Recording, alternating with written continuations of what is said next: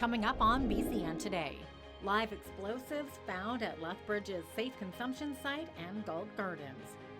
Plus, Alberta's Justice Minister in Lethbridge with an announcement about combating drug crime. And 2 tornadoes ripped through downtown Nashville, taking at least 19 lives. Your Canada. Your Southern Alberta. Your stories. From our studios in the heart of Lethbridge, it's BCN Today with Jeanette Roche. Hello and thanks for joining us. Lethbridge police responded to a report of explosive devices found just off of a walking path in Galt Gardens and the trash can near the front door of the supervised consumption site over the weekend. SCS staff and their surrounding parking lot were evacuated as a precaution. A member of the explosive disposal unit determined the explosives were active 82-millimeter mortar rounds. Canadian military assisted the LPS to destroy the rounds. Earlier in the month, police received a report that 2 unidentified people in a Northside neighborhood were in possession of a backpack that contained what appeared to be 2 explosive devices. The witness was able to provide police with a photo of the devices, which matched the round located at the SCS. An investigation is ongoing. Alberta Justice Minister Doug Schweitzer was in Lethbridge Monday to announce a 4-year investment of up to $20 million to help fight drug-related crimes in our city. The funds will see drug treatment courts expanded to 5 additional sites across the province. The big announcements that we're making is that part of our commitment to $20 million over 4 years for drug treatment courts, Lethbridge will be the first community outside of Calgary and Edmonton to have a drug treatment court. Where would we have been all those years ago if drug courts were available in Lethbridge?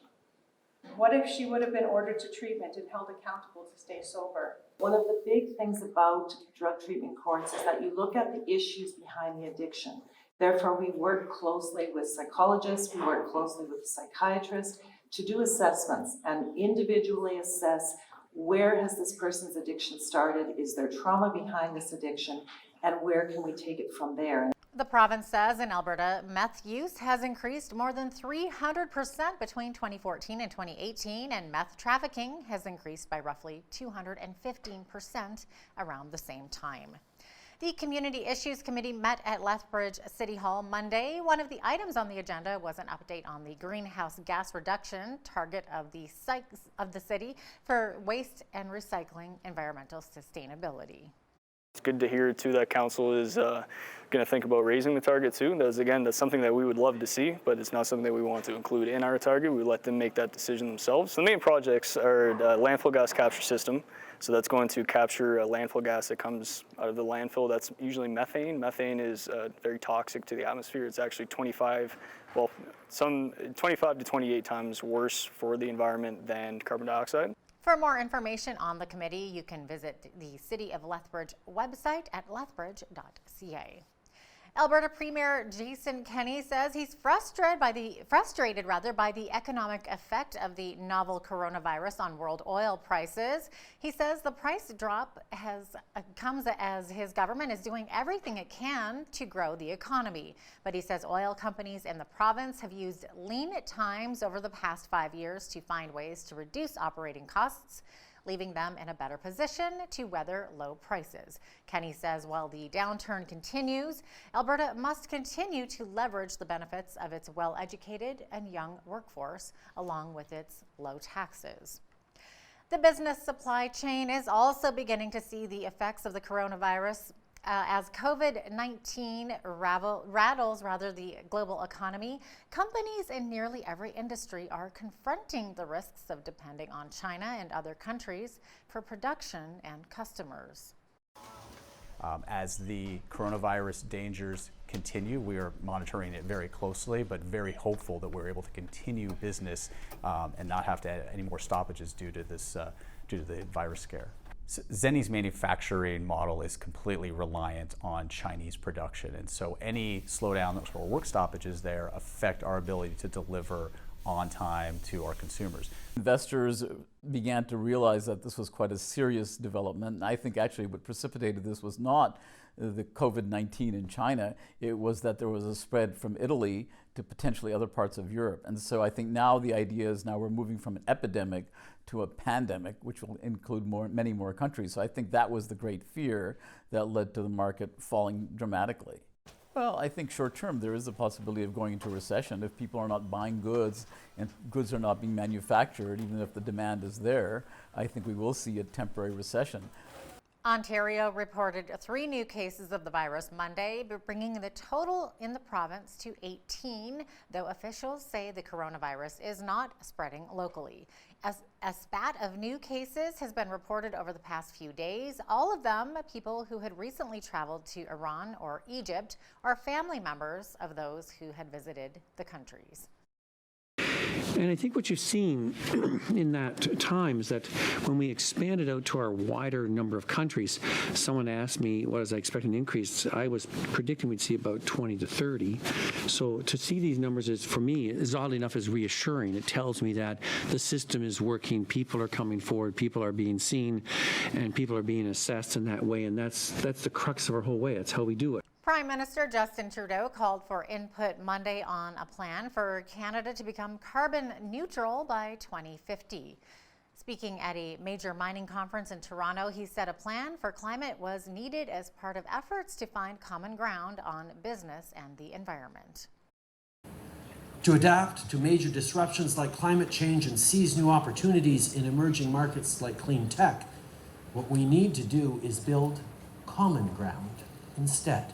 Of course, we need to protect the environment at the same time as we create good jobs.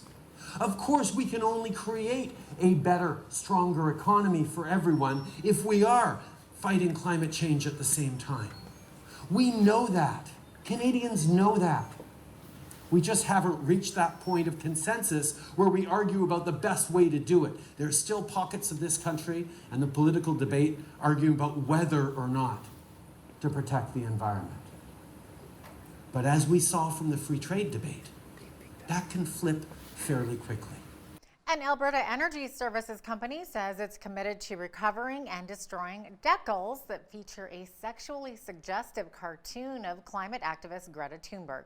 Excite Energy Services says it deeply regrets any pain it may have caused by distributing the decal that shows the company logo and a female figure's bare back with hands pulling on her braided pigtails with the name Greta written below. The company faced a massive backlash when the image began circulating on social media, with some critics saying it depicted sexual assault. Excite says it accepts full responsibility and has made organizational changes to reflect that, but no details have been provided.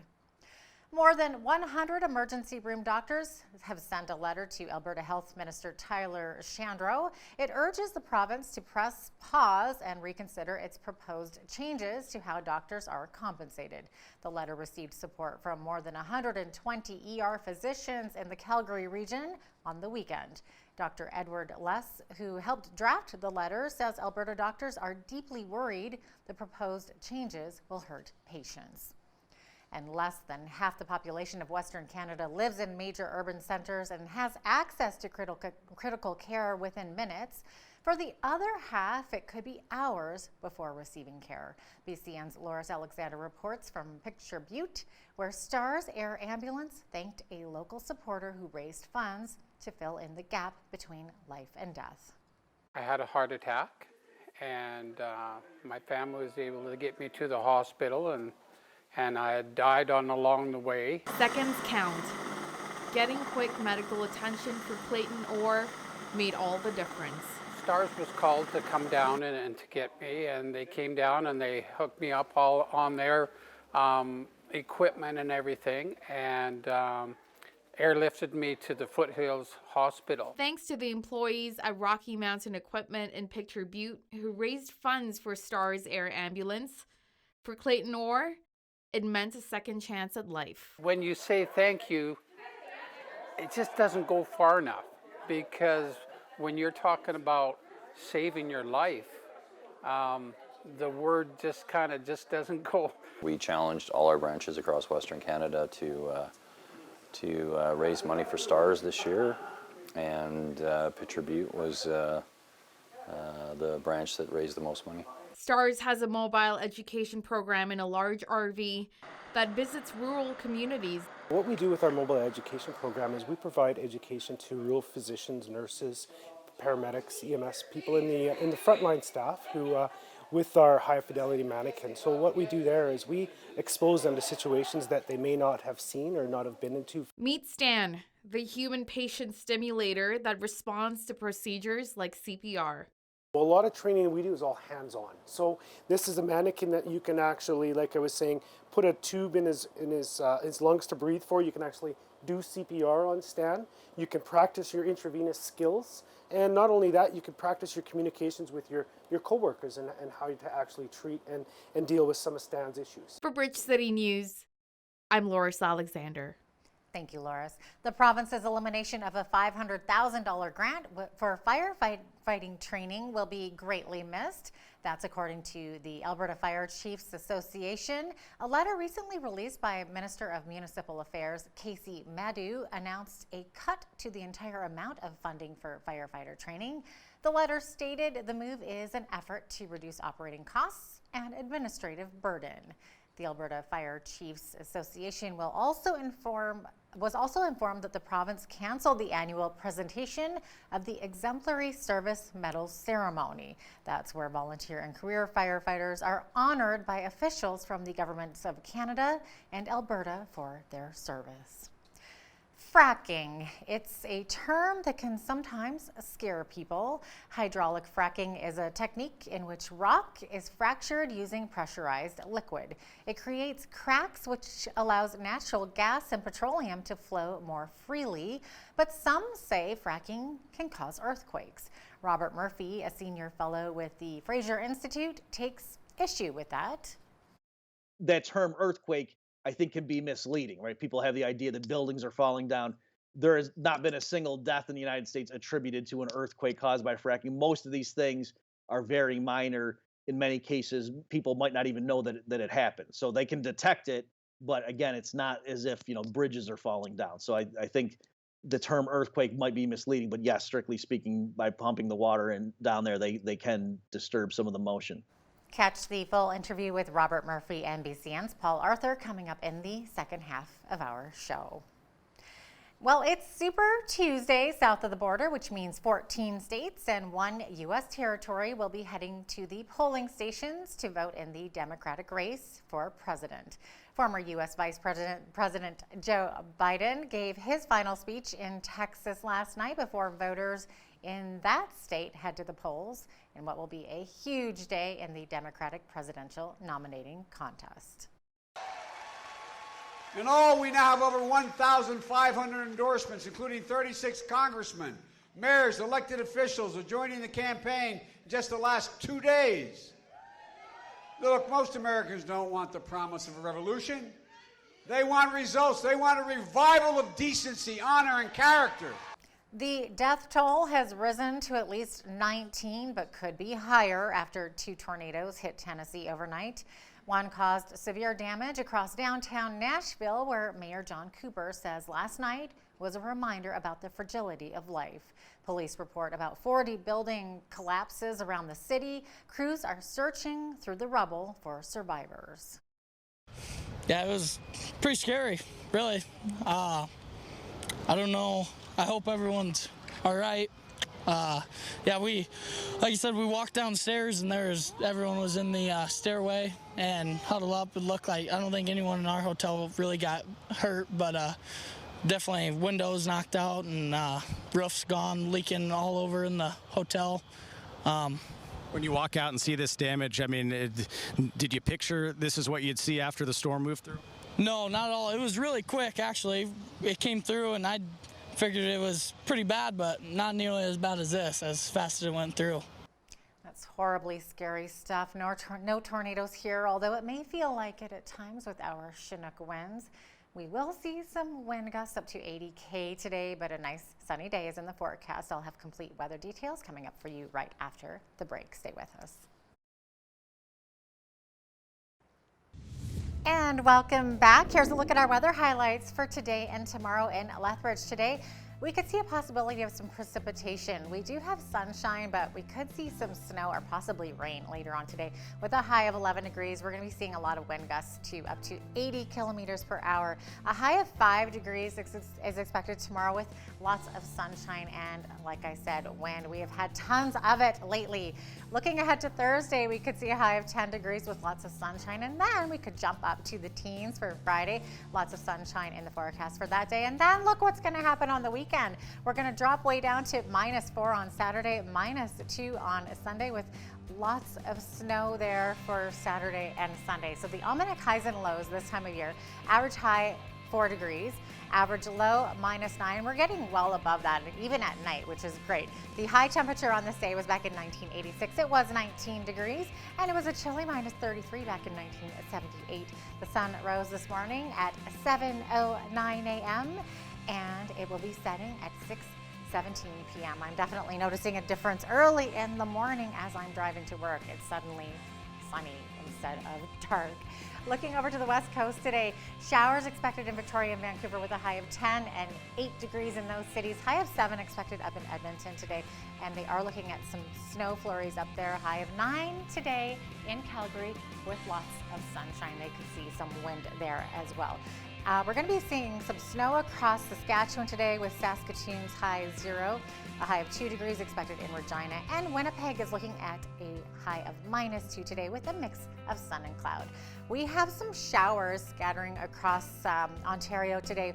Toronto's high 6 degrees, 5 degrees expected over in Ottawa, and Montreal will see a 4-degree day with some scattered clouds there as well. Now looking further east today, we are going to be seeing chance of showers and freezing rain there. Fredericton's high 9 degrees, same thing for Halifax. We could see a mix of sun and cloud in Charlottetown with a chance of showers there. 8 degrees is the high, and 1 degree is expected in St. John's, Newfoundland. They could see some freezing rain there, so some flurries and freezing rain. There you go. That is your forecast. Here's your Bridge City News community calendar. Do you have a heart to serve our community? Streets Alive Mission is looking for volunteers to help serve hot meals, assist with Foot Friday, and help sort incoming donations. Visit streetsalive.ca to fill out their volunteer application or call 403-320-1159. Looking for a fun place where you and your kids can play? Come for a fun family night to the Family Center in downtown Lethbridge, Thursday evenings from 4:30 to 6:30 p.m. Me and My Family promotes learning through play and provides a safe place for kids to explore through physical activity, imagination, and creativity. For more information, visit famcenter.ca. And that's your Bridge City News community calendar. Unprecedented bushfires have been burning across much of Australia. The Samaritan's Purse Australia Disaster Response Team has been deployed since September, working across 3 states and 7 locations. A disaster response unit and trailer stocked with relief supplies, chainsaws, and other tools help enable staff and volunteers to provide relief to those in need. One of those homeowners deeply impacted by Samaritan's Purse is homeowner Terry Mackey, who lost everything in the fires. It was a very hot morning. It was 43 degrees Celsius. We had text messages to evacuate. When we evacuated from the property, and we didn't pack anything, we just thought we're going to come back later on in the day, and that was about it. We came back the next day, driving through places still burning and just mouldering away, and trees across the road, and we drove up the driveway. We're sort of looking for the peak of the building coming up the hill, and we just both broke up because we couldn't see the house anymore. You know, you just look up the hill and just hoping, but it wasn't there.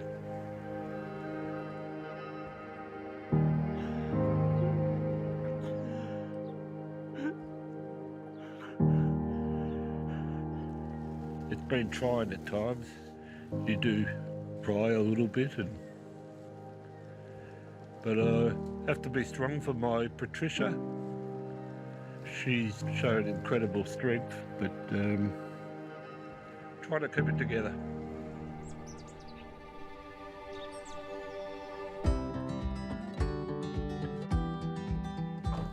Ended up bringing the Samaritan's purse up, and when the whole crew turned up, first I was a little bit sceptic about what they could do. I just sat there watching it. Thought, how do they wear the white suits and the face mask? And it was quite a warm day, and they were just sifting away. And they recovered a few items. One of my mother's rings that survived, which is sort of nice to have something of my mother's. I couldn't believe it to find something so small. They did a marvellous job. The physical work is tough. These homeowners greatly appreciate it. But I think when we're there to love on them, to show them we care for them, I think that's more important. Fracking. It's a term that frightens many people as there are concerns of the practice potentially causing earthquakes.